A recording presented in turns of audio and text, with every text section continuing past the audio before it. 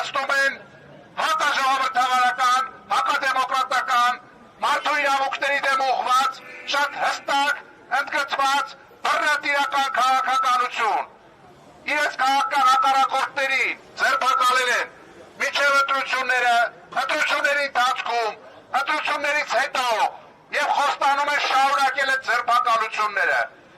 Ձեր մեղավորությամբ է, որ Հայաստանը վերածվել է քաղաքականավայրի բաց երկնքի տակ։ Ձեր մեղավորությամբ է, որ ապօրինի քրեական հետապնդման է ենթարկվում Անդրանիկ Թևանյանը, Ավետիք Չալապյանը